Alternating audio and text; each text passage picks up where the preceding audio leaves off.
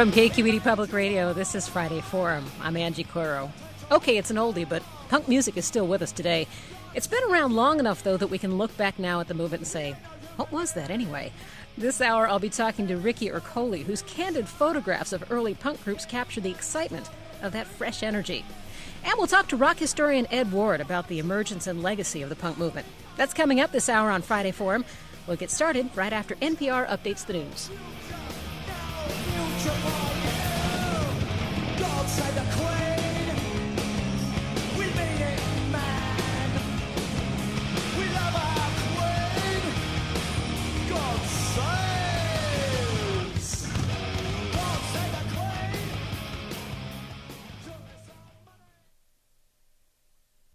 Good morning and welcome to Friday Forum. I'm Angie Coiro.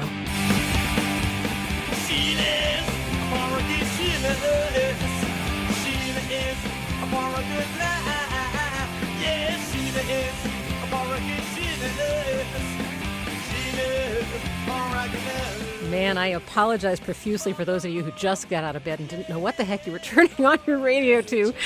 This is KQED's Friday Forum. I'm Angie Coiro, and we're talking about a new book, The Legends of Punk, Photos from the Vault, with photographer Rikki Ercoli. And we're talking to Ed Ward, too. You hear him on Fresh Air. He's rock historian for the program. And we're talking about the history and the heritage of punk music. Think about how many of these names you may or may not recognize. Let's see how well-versed our audience is in the ways of the world of punk. Sid Vicious, Stiv Bators, The Clash, Mumps, Circle Jerks, DOA, Adam Ant, The Fall, GBH, Killing Joke, and Susie Sue and the Banshees. Not a personal favorite or anything. Good morning, Rikki Ercoli. Good morning, Angie. And good morning to Ed Ward. And good morning to you. We're going to talk first about where punk really started. I was, in doing some reading, I was surprised to hear that some people actually say, oh, well, Elvis was truly the first punk. Rikki already disagrees. I hate that whole topic because where did it start? Did it start with the New York Dolls, Lou Reed, all that? Andy Warhol? Did it start in England? Where did it start for you? Because you had a sense as you were photographing things that this is something that needed to be documented. So what were the beginnings that you felt? English. I felt that it was a reaction to political and economic and unemployment issues in London or in England, and that's why that anger created that kind of music and that kind of explosion of energy. And then the American version was more kind of fun to me. It wasn't as much political. It was more just energized, and more art school kind of people doing the music. There was a little bit of, there's some American roots in there as well. Malcolm McLaren, who was the mastermind behind so much of the punk movement, actually took some of his cues from Richard Hell, the dress, the way he put it together. So was it McLaren who really bridged the pond on this one? I couldn't say. You have to ask the historian about that, I think. Well, that's why we've got him. He was a showman who knew how to put it together, So how much credit do we give him, Ed Ward? Well, this is a very complicated thing, but chronologically, certainly what we call punk rock started in the United States. It did start somewhat with the New York Dolls, but I would say that the benchmark is the CBGB's scene coalescing around specifically the Ramones, who they pretty much made the template for the fast, loud, three-chord punk rock, which was picked up by the British. I mean, the Ramones had already toured England by the time the Sex Pistols showed up, and so had Patti Smith. Patti Smith was a really interesting entity in that you almost think, although she fit very well within the punk category, she had a little bit of soul going on. You get the feeling that minus punk, she would have succeeded anyway. Did you share that, Rikki? She had a lot going on. She had so much going on, and a lot of spirituality in her. And she was from the next town over from me in New Jersey. So, we went to the same college, worked on the yearbook at different times. I didn't know her in college. Worked on the yearbook, worked for the same art professor.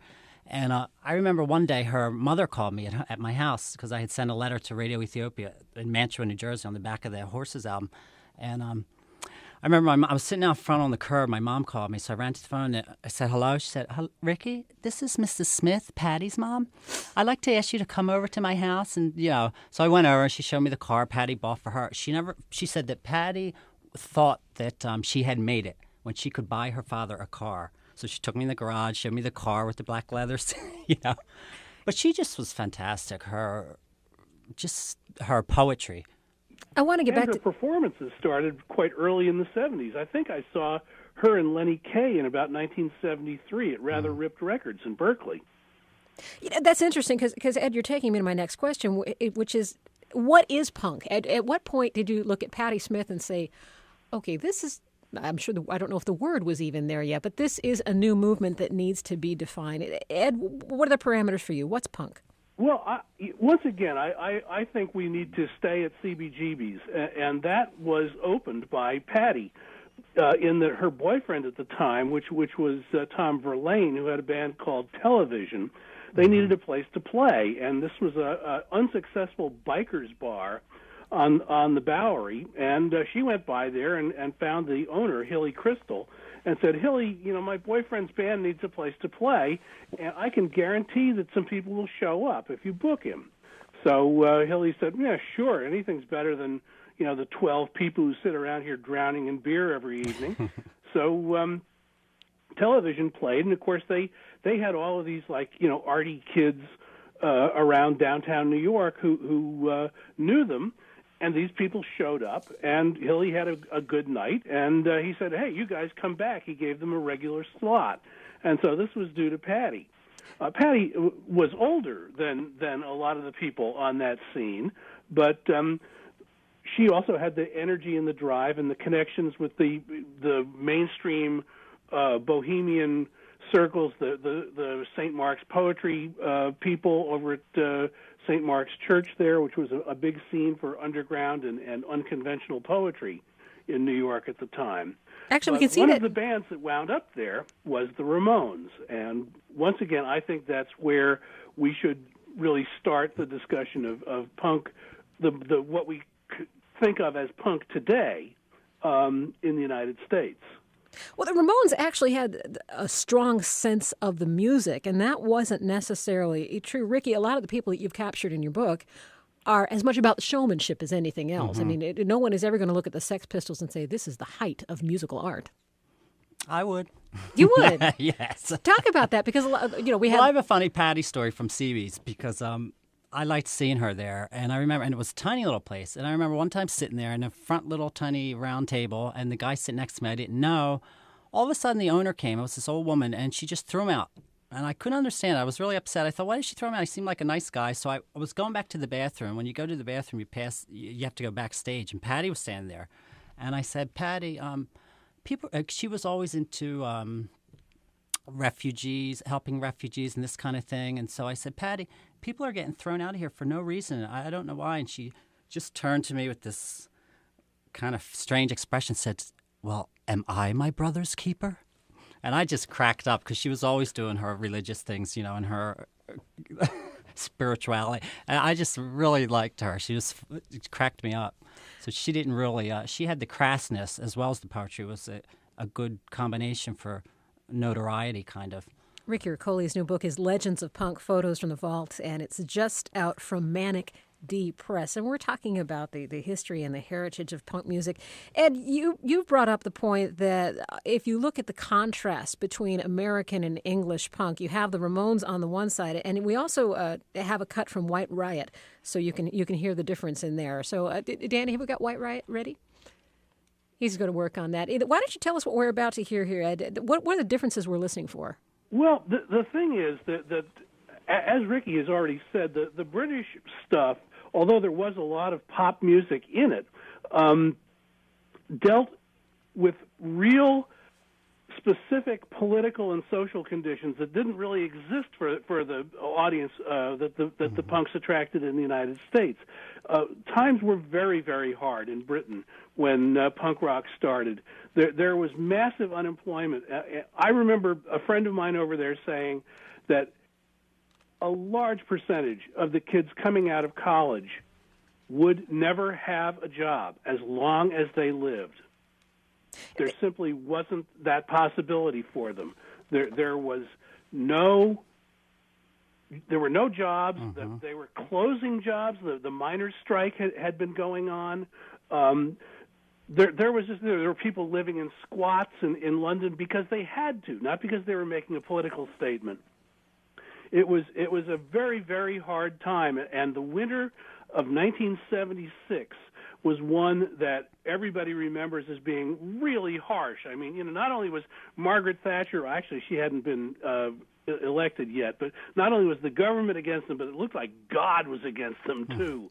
It was horrible. And out of these conditions came these kids singing this music. Now, admittedly, the Sex Pistols were an artificially constructed band made by Malcolm McLaren, and admittedly, the Clash, who performed this song, White Riot, were a bunch of middle-class kids, and they, too, were more or less confected by a guy named Bernie Rhodes. But the response came from the kids in the squats, from the kids who were the school leavers who would never have jobs, from the kids who knew that if they were going to have a future, they were going to have to make it themselves. Let's hear a little bit. We've got the Clash with White Riot.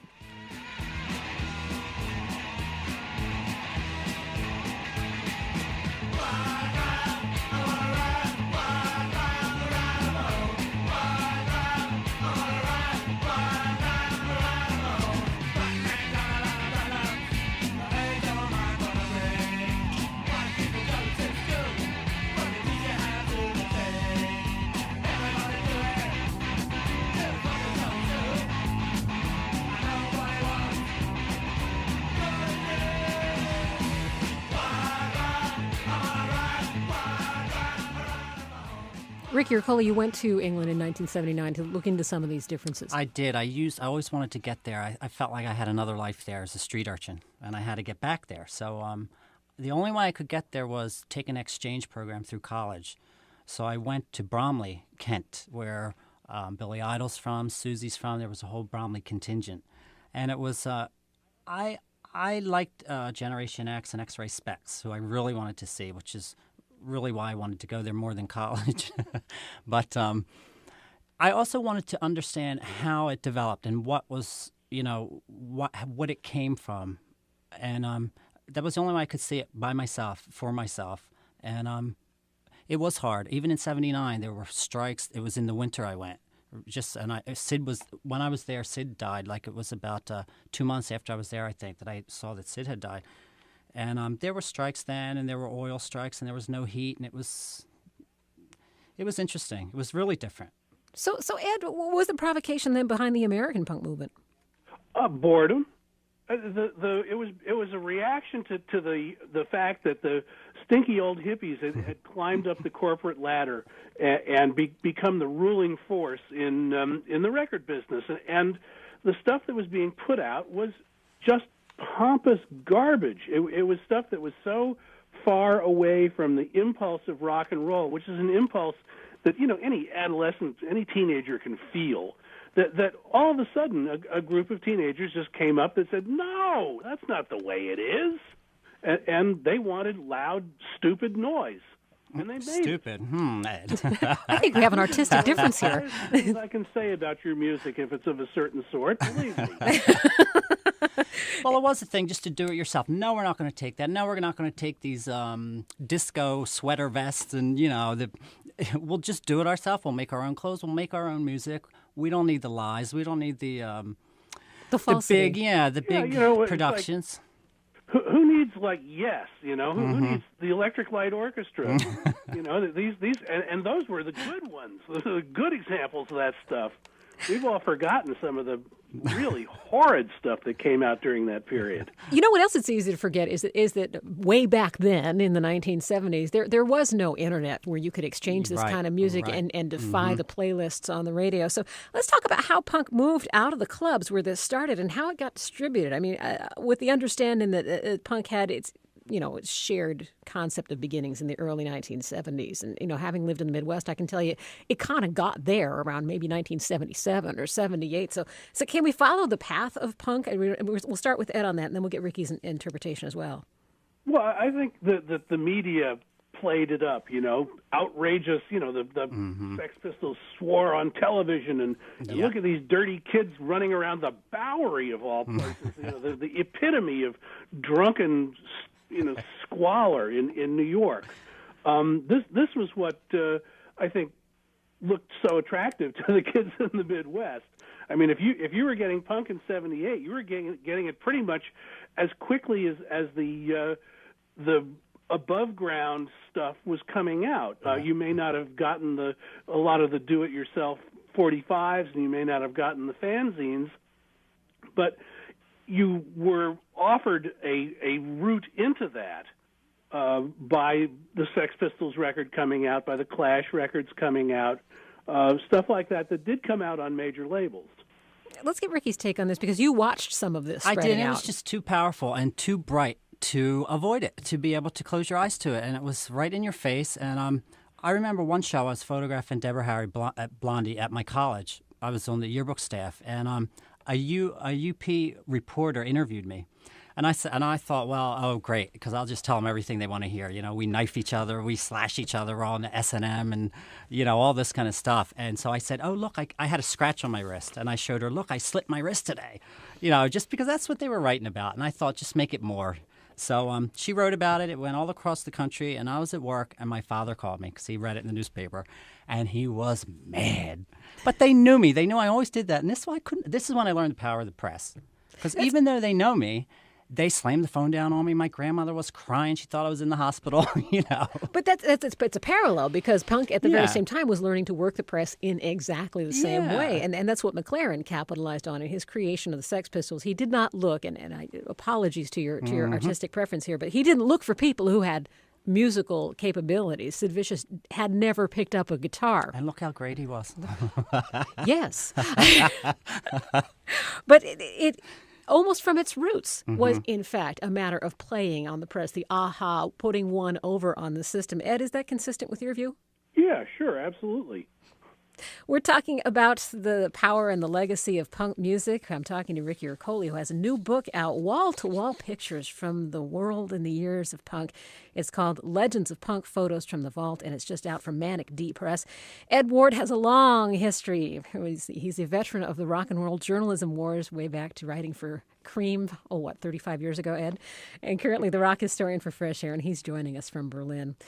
We're going to get a little more music lined up here. We have some more Sex Pistols, and we will be taking your calls as well. Wow, music to dial into. We rarely do this here on Forum, but we're ready for it. Your toll-free number is 866-SF-FORUM, 866-733-6786. If you'd like to share your memories and opinions on the local phone line, it's 415-863-2476.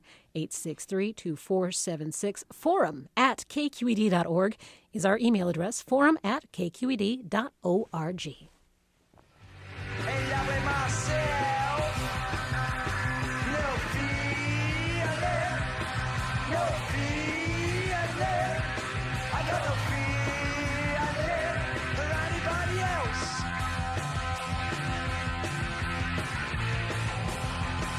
Hello and goodbye and a run around suit.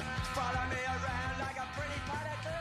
Ed and Rikki, we talked a little bit about the women that showed up in the punk scene. And in Rikki's book, there's actually something quite striking to look at. You have Patti Smith, who was older than the run-of-the-mill punk female singer. And you also have Debbie Harry, who was a little older than the curve at that time. And then you have from Bow Wow Wow, a lead singer who had to get permission from her mom to be on the stage. Rikki, what was your impression of someone that young? What was she bringing to the sound of that group? Well, I suppose an energy. A young energy, but not really the political savvy that you talk about in the background. No, they were more double drums. I think that was the first time they were more rhythm, more of a rhythm, and I really liked them too. It was all about rhythm. Well, they were a pop band, and this is the thing that the Brits picked up on that the Americans never did, was that punk was just a form of pop music, and it existed on the charts there. Which never did here. And what about the way that we saw any sort of gender split or gender contributions here, Ed? Because you do have something that's identified as a masculine energy. I mean, a woman would probably not be the first to get up on stage and vomit on the audience to make an artistic point. You know, the men would do that first, but women really had a place in this movement. It was very egalitarian. That was one of the most attractive things about punk was anybody could do it, and anybody meant, you know, girl, boy, straight, gay, whatever. Yeah. Did it stay that way, or did once it went mainstream, did it become more of the, you know, girl as the front singer, the cute singer in front of the backup band? No, I think that pretty much, if it was actually punk, that it remained that way. It certainly looks that way, you know. And you say when it went mainstream, it only went mainstream in the 1990s with Nirvana. I guess it would be the late 80s there. And certainly by the time punk went mainstream, one of the mainstream bands was Sonic Youth, and Kim Gordon is a bass player. She's not the chick singer. Mm-hmm. Now, see, this is where you get into the arguments of definition. Some folks will say, well, Nirvana wasn't punk, they were grunge. That's different. That's Seattle working class by definition. Well, but it's also a type of, I mean, by that time, punk had shattered into a number of different subgenres. You know, I mean, is speed metal punk? Well, maybe it is. You know, in some ways it is. Is hardcore punk? Yes, but there is punk that's not hardcore. I'm seeing that with my nephews now, the music that they like. And it's all new bands that I never heard of. And some of it seems punk to me. And it's called, you know, I don't know what they call it, to tell you the truth. Just bring your nephew on. They call it something. Yeah. We're going to talk to Ken, who's calling in from San Rafael. Hi, Ken. Welcome to the show. I had a question and comment. I'm from Minneapolis, and we had some really great punk bands there, even in the middle 70s. And some bands that really crossed over well to pop, like Husker Du and The Replacements, who I consider to be two of the very best punk pop bands of all time. But I was just wondering what you thought of the true birthplace of grunge rock, which is Minneapolis, and where they Soul Asylum and Replacements, and they really started that in Husker Du, and they used to open for Nirvana, and then the next night Nirvana would open for Soul Asylum. They did a couple of tours like that where they were kind of refining their sound. Anyway, well, we're starting. I was wondering what you thought of Minneapolis. Okay, Ken, we're just starting to lose your connection, so I'm going to have to drop you there. But let's quickly start with Rikki. You actually jumped coast to coast, but did you spend time with the Minneapolis crowd? No, I didn't. And by '88, I had left the country, and I just came back. So I kind of don't have any thing to think about it because I kind of missed a whole. You know, that whole decade.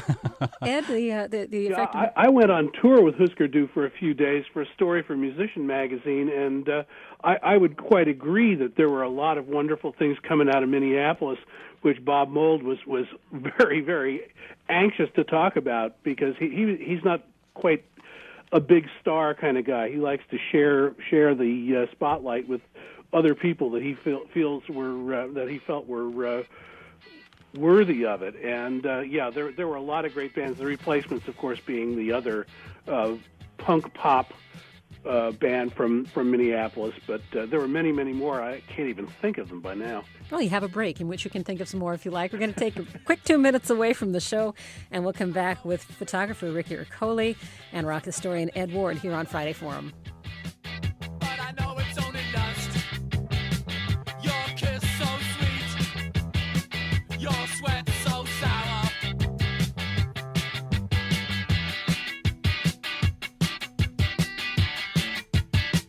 Your kiss so sweet, your sweat so sour. Sometimes I'm thinking that I love you, but I know it's only lust. I simply send up lust.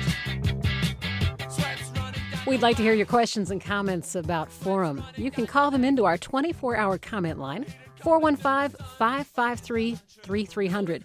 You can email them to forum@kqed.org. KQED.org is also our website. You can go to the Forum page and listen to some archived shows while you're there. You're also always welcome to send good old-fashioned U.S. Postal Service mail. You can send that to KQED, 2601 Mariposa Street, San Francisco, 94110. You know the change will do you good.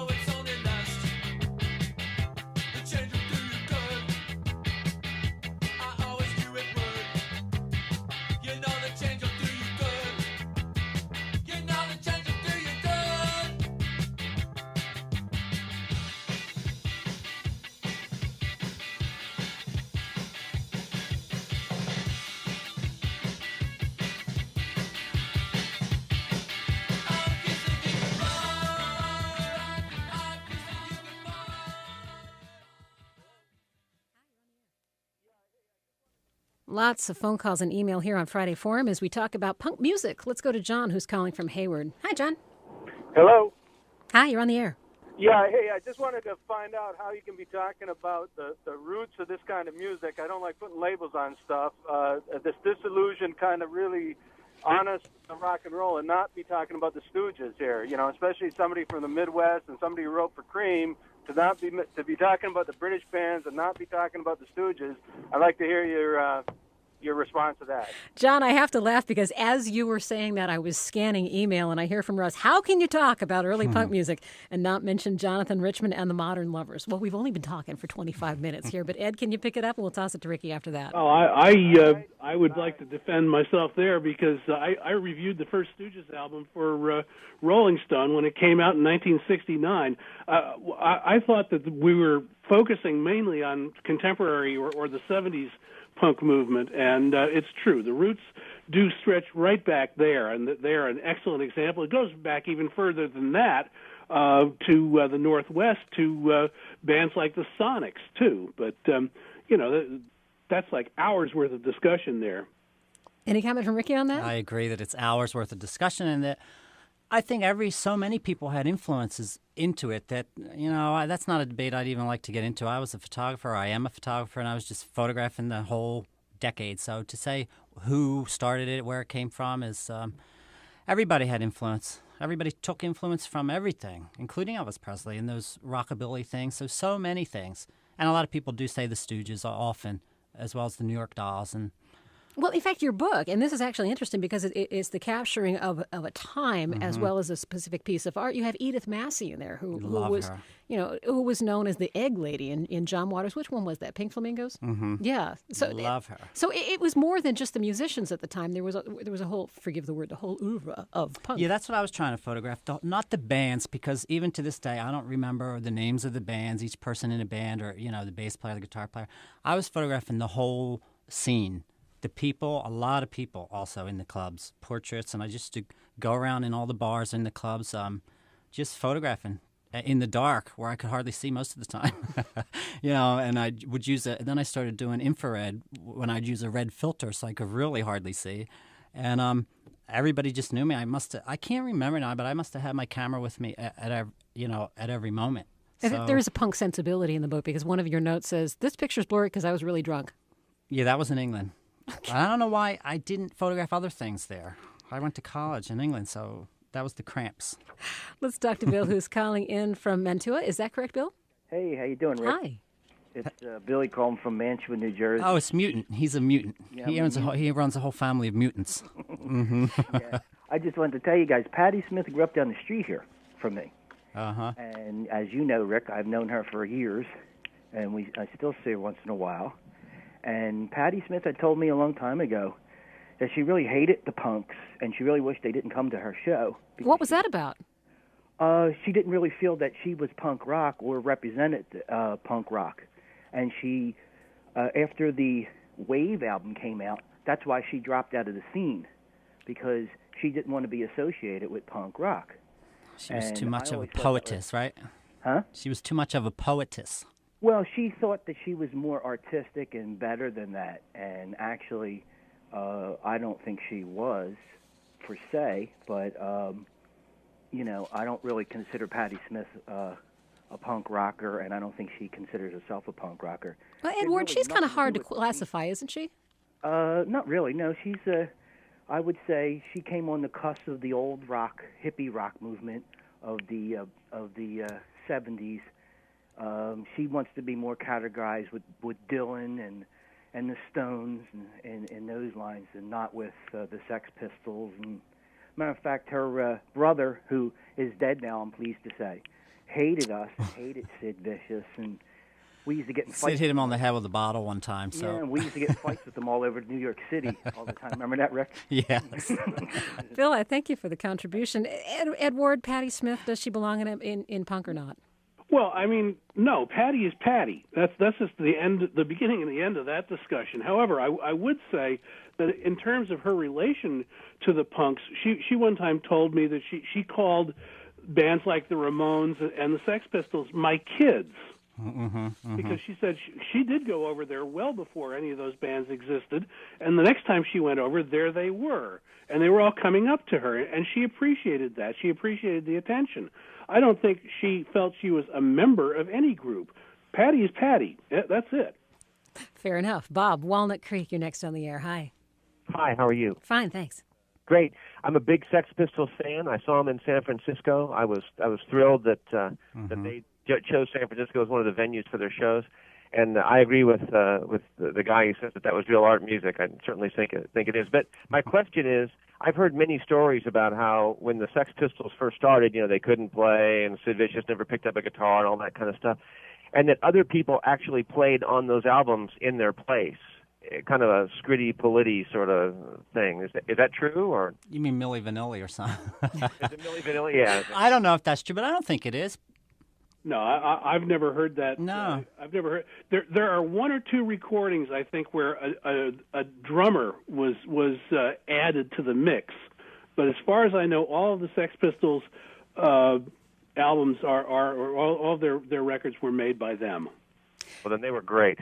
Bob, I need to probe your interpretation of the Sex Pistols because you seem like a good person to have this conversation with. You look at the anti-globalization movement and a lot of street theater and street riots right now, and you can see some of the elements of punk politics. And one of the things that this newer generation does not want to be sold is a bill of goods. And you look back at the Sex Pistols, and they're like the punk equivalent of the Monkees. Somebody saw a chance to make some money and put them up there with the right outfits and the right tone and encourage them to spit on the audience and that sort of thing. I'm curious, in your interpretation and experience, where the music plays a sincere and artistic part in that. Well, I'm not sure I understand your question, but I will tell you that for me personally, when I hear people liken the Sex Pistols to the Monkees, I mean, it makes my skin crawl. I mean, the Monkees, what Mickey Dolenz and those guys were hanging out in Hollywood having big parties, and they were big stars. I mean, the Sex Pistols, first of all, never made any money, and second of all, they were. It seemed very real to me. Either I was absolutely conned with everybody else, but I followed Johnny Lydon's career even after the Sex Pistols. I think that PIL was a great band as well. I agree, definitely. Well, there was a depth of music there that didn't come from Boyce and Hart or a bunch of other guys. I mean, on some level somebody wrote that from the heart, and it was absolutely in retaliation to, as one of your other guests said, there was just crap on the radio. I mean, and he mentioned them. Peter Frampton's another good example. I mean, we were so far removed from real life, and they were real life. Bob, excellent. Thank you so much for calling in. You bet. Let's go to John, who's calling on a similar vein. Hi, John, San Francisco. You're on the air. Hey, how's it going? Fine, thanks. My name is John Gluck. I'm the artistic director for the Punk Rock Orchestra. We're a 40-piece classical orchestra that plays classic versions of classic punk rock tunes. We're based in San Francisco. Marvelous. And along the progress of this project, I've discovered that actually, to address one of the questions that was raised earlier, the musicians in punk actually, some of them were quite good. I would cite examples of, the Dead Kennedys. All those guys are fabulous musicians. The Slits were really I would good. argue that Greg Ginn is definitely one of the greatest guitarists around. I wanted to say that and see what your guests had to say about that. Oh, and I also want to mention we're having a show in San Francisco on Sunday. On Sunday. Classical punk. Let's do it all the way here, John. Where's your show? It's at Studio Z. Studio 3? Doors are at 5. Studio Z. Studio Z. Got it. John, thanks for the call. We're going to take that. In fact, before we go to this, Rikki, why don't we hear a little bit of the Slits? We've got In the Beginning. Tells you about roots of life. God tells you there is wisdom, and God tells you of eternal life. World rhythm, life rhythm, heartbeat is beat, body rhythm is a pattern, but so what you live your rhythm on, what you beat your music on. Fucking rhythm, create rhythm, circling our life. This button is a rhythm. Oh, where our voice come from, where the music and the tunes come from. It's beat, it's time, it's fun, it's safe, it's rhythm. Silence is a rhythm tour.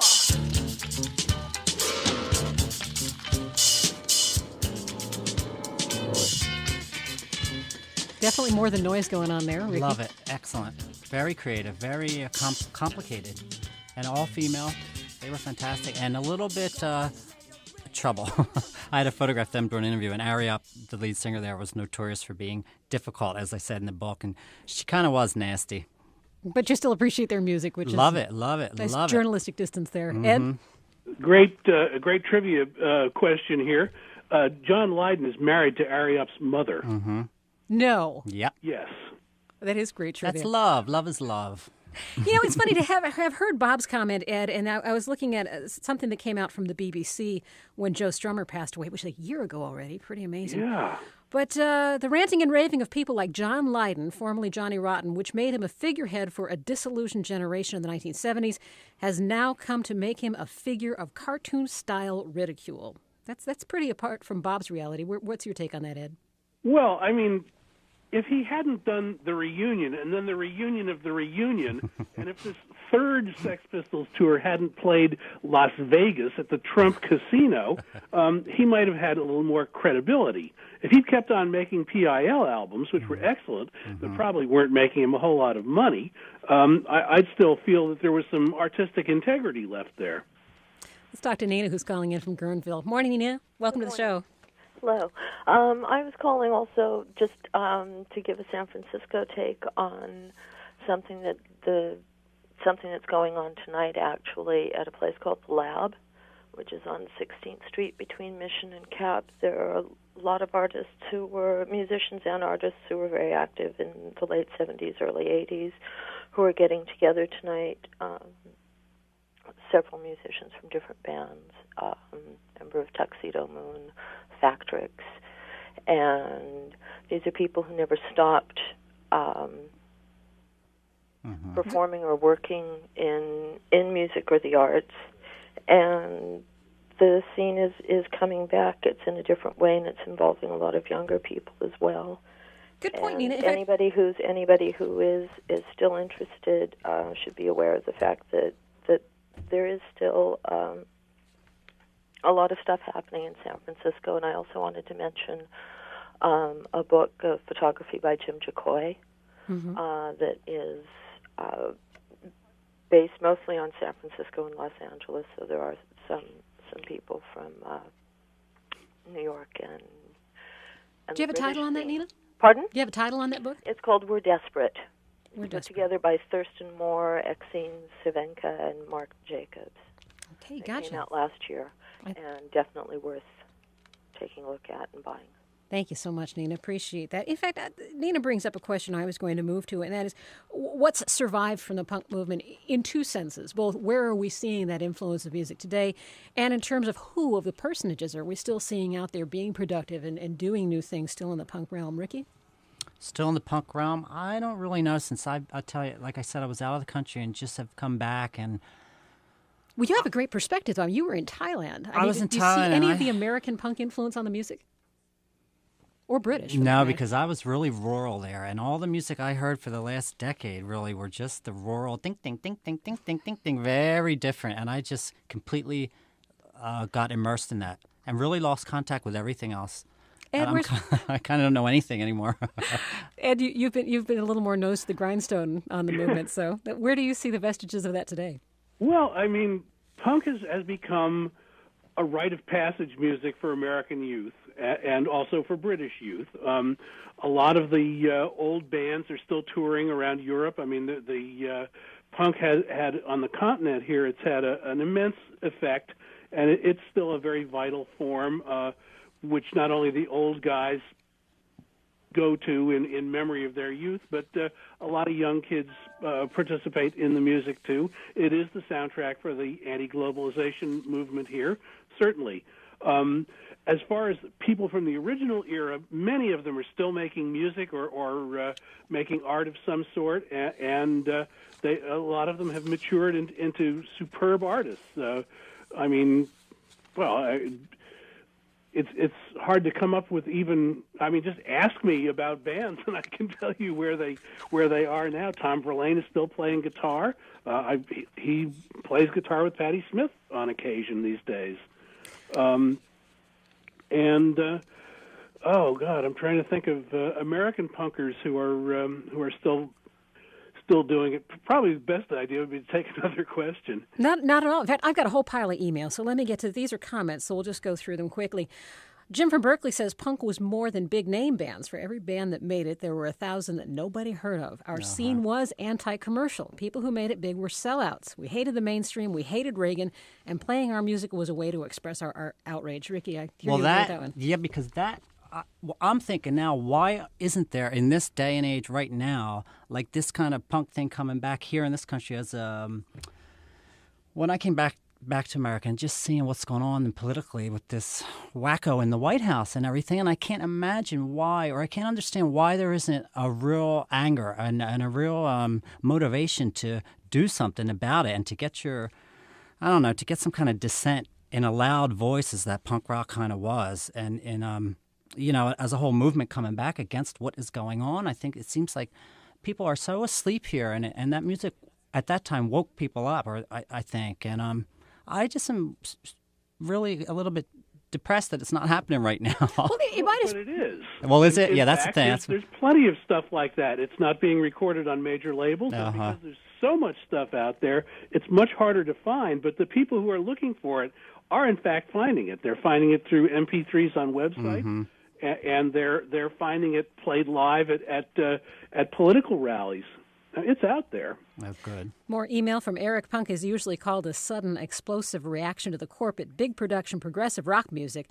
But the early 70s work of Brian Eno and David Bowie has a lot of echoes in later punk sounds, and this suggests more of a continuum than popular notion suggests. Ren says, don't forget Crass from England. They put out their first album in 77 as well. Them. They truly pioneered the anarchistic political identity of punk. I don't know about pioneering it. I'm sure they contributed to it, Rikki. Well, they did, but they had the whole commune thing and the whole, I don't know how they last long. They had beautiful graphics and, nice art. Yeah, they were multimedia. Yeah. Oh, so they were a bit ahead of the curve on that one. Well, they produced films. They had their graphics department. They also controlled 100% right up to the moment of pressing what was on their records. We hear from Jason, not to kick a dead horse, but the MC5 were the first band to be aggressively political, violent, and use profanity on stage, as in the infamous line, which got them thrown in jail, kick out the jams, and if I say the next word, I get in trouble with the FCC. He adds that Jonathan Richman was not punk. Never, never. Ed? No, I quite agree with that. Jonathan Richman was a singer-songwriter and a very talented band leader, but I never considered him punk. Nobody went to jail for the MC5 using that naughty, naughty word, by the way. And having disposed of that urban myth, we'll go over to Mark, who's calling from San Francisco. Hi, Mark. Hi. I had two questions. Also, I'd mentioned that Rancid's a pretty good punk band these days that's playing.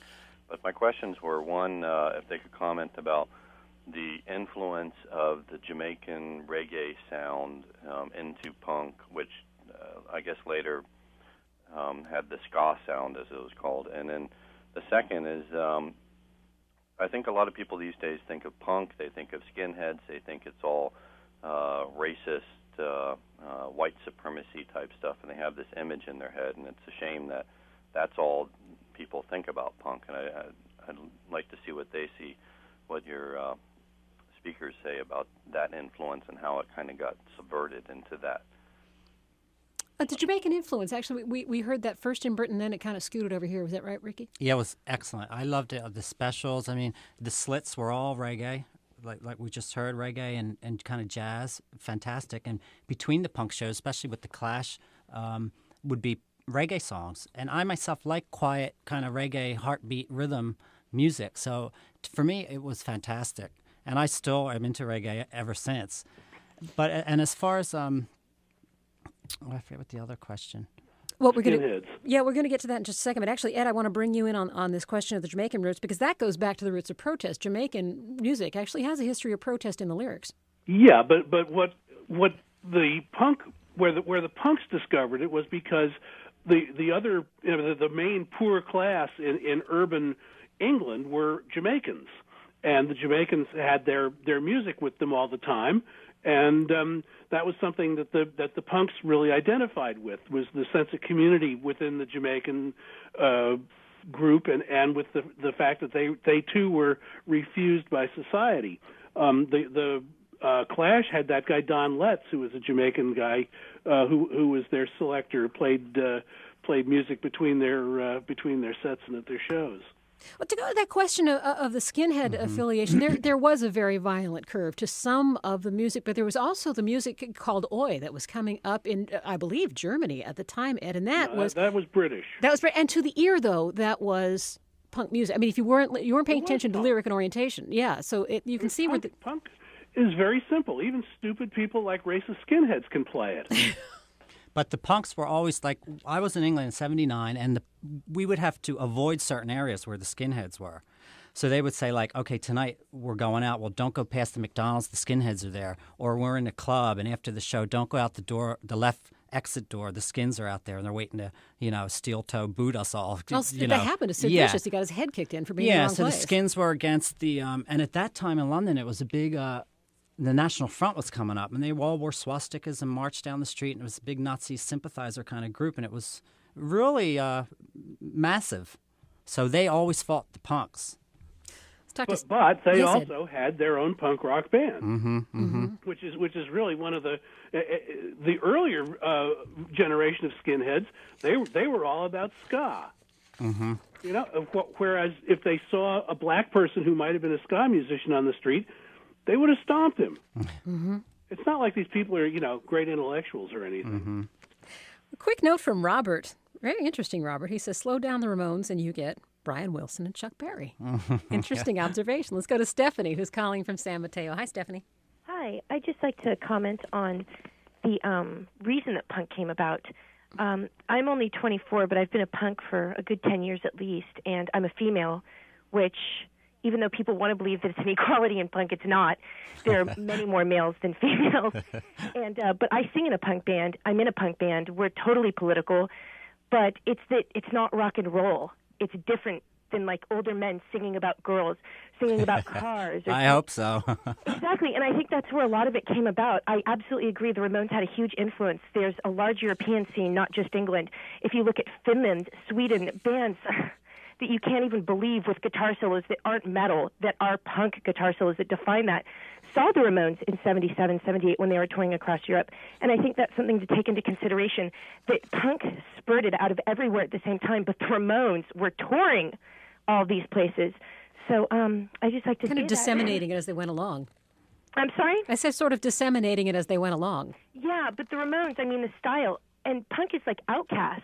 I mean, if you look at all the people, they think differently. They're not going along with the mainstream. They're people who see things outside of the circle and are usually made fun of, poor when they're kids, at least in my experience. And I've been to a few hundred punk shows now and met lots of different bands. And as far as the skinhead thing goes, that's a working class thing. Like, a lot of the skinheads have problems with punks because punks have bad work ethic, and skinheads are working class, and they have pride in that. If you look in Mexico and in Brazil, Olo Seco was a punk band, but they got a huge skinhead following, and they're on like Maximum Rock and Roll's Welcome to 1984 comp. But they had gotten a huge following, but then skinheads started liking them, so they completely changed their sound, changed everything about their lyrics, and became working class because that's what was accepted. The working class hated punks because punks had bad ethics. They decided to revert to that and started singing about working class. Stephanie, I'm going to have to interrupt you there because we're really close to the end of the show, but you brought some wonderful perspective there and some good history as well. Ed, Rikki had something to add? Not much, except that I think it's great that she's working it, doing it. Ed, any thoughts? I would also say, not all the skinheads are right-wing creeps. A lot of them are working-class kids with, as she said, a good work ethic. That's a very nice point.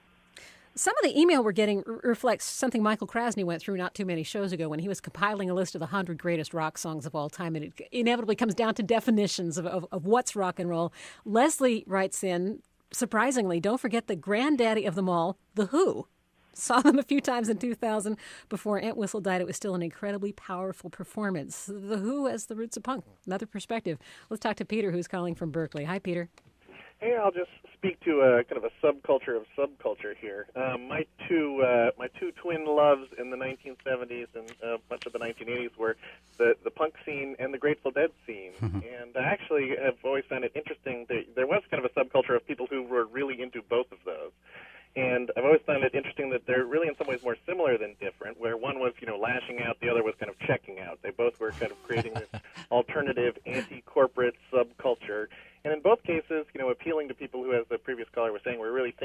outside of the circle, and in both cases, it has really kind of carried on in different ways and forms since that lashing out, and rejecting the kind of gross excesses of the Reagan administration in particular. And it's just kind of an interesting trend, and I wonder if you'd comment on that. Ed, you want to take that one? Well, it's true. The do-it-yourself mentality. The Dead did a lot of their own marketing, merchandising, their record company, and certainly a lot of craftspeople were around that scene. To that extent, yeah, structurally, the differences just don't exist. Do it yourself. We are going to move to one more call and talk to Joel, who's checking in from Nevada. Hi, Joel. Howdy. Hey, I just wanted to ask Ed Ward particularly about what he thinks about the influence of the German band Can on all this, just as an influence, and Iggy Pop, too, with that song 1969. That was pretty early, and that was total punk rock. It was, definitely. I have never heard Can, and I can't comment on that, even though I live here. Shame on you, Ed. Oh, no, not necessarily. I liked Can, especially Iggy also. Iggy was fantastic. One of the icons. That's going to wrap us up here because I do want to go out a little bit early. We want to hear a little bit more music. I want to thank you, Rikki Ercoli, for being here. Oh, my pleasure. Rikki's book is Legends of Punk Photos from the Vault, and it's available now from Manic D Press. Ed Ward, 3 decades in the trenches of rock and roll journalism. You hear him on Fresh Air, a rock historian there. Thanks, Ed. Thank you. He's been joining us from Berlin. I'm Angie Coro. This is Friday Forum.